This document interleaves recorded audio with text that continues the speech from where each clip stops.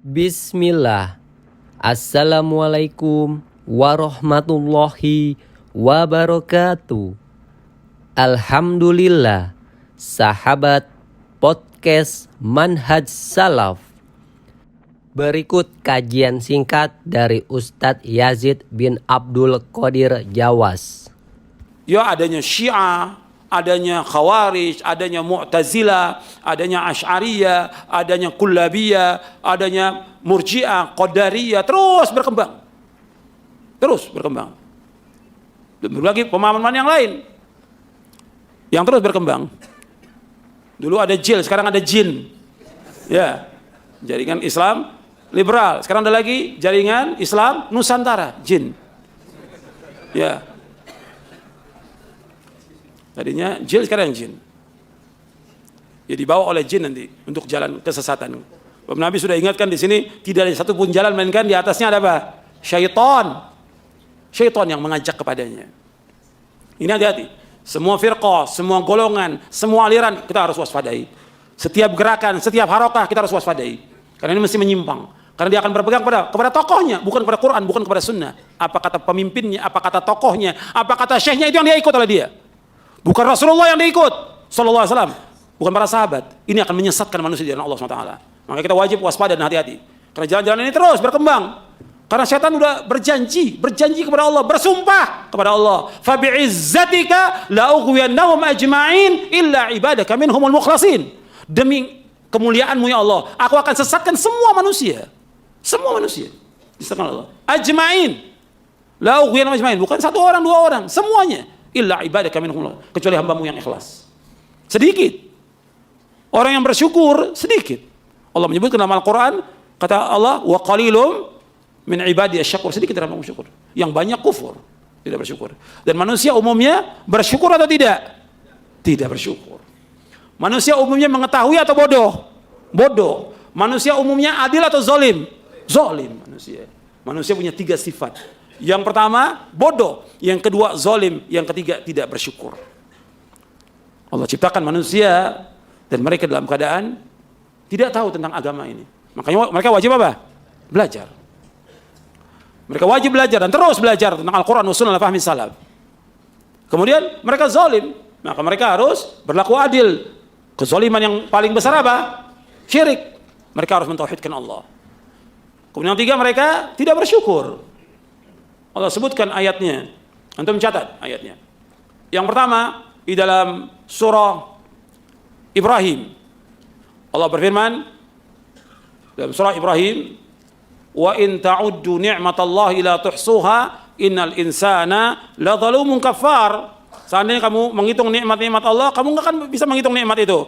Sesungguhnya manusia sangat zalim kata Allah dan sangat kufur di ayat 34. Surah Ibrahim di ayat 34. Allah menyebutkan bahwa manusia ini zalim. Zalim kepada Allah, zalim kepada dirinya dan zalim kepada manusia. Manusia ini zalim. Kemudian kufur, tidak bersyukur kepada Allah Subhanahu wa taala. Ayat yang kedua dalam surah Al-Ahzab Allah berfirman, "Inna aradna al-amanata 'ala as-samawati wal ardi wal jibali fa abaina an yahmilnaha wa ashfaqna minha wa hamala al-insan innahu kana zaluman jahula." Allah berfirman di akhir-akhir surah Al-Ahzab di ayat 72. Allah berfirman, "Inna aradna al-amanata 'ala as-samawati wal ardi wal jibal fa abaina an yahmilnaha wa ashfaqna minha wa hamala al-insan innahu kana zaluman jahula." Di surah Al-Ahzab ayat 72. Sesungguhnya kami tawarkan amanah ini kepada langit dan bumi dan kepada gunung. Mereka semuanya menolak dan takut mereka. Kami tawarkan amanah ini kepada manusia dan sesungguhnya manusia ini sangat zalim dan sangat bodoh. Zaluman jahula. Sangat zalim dan sangat bodoh manusia ini. Makanya kita lihat firqah-firqah itu bertambah hari bertambah banyak karena kezaliman manusia, kebodohan manusia tambah banyak.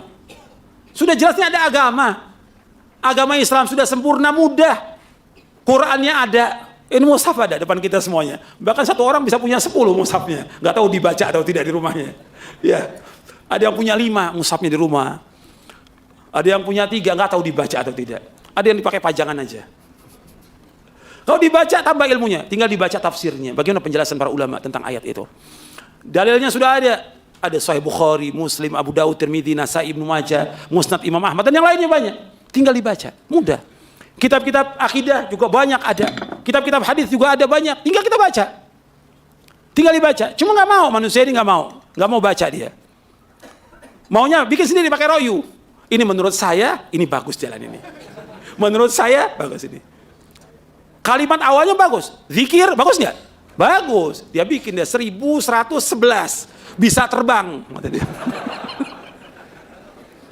Gimana? Jadi dibuat-buat. Kalimat zikirnya bagus kan? Zikir.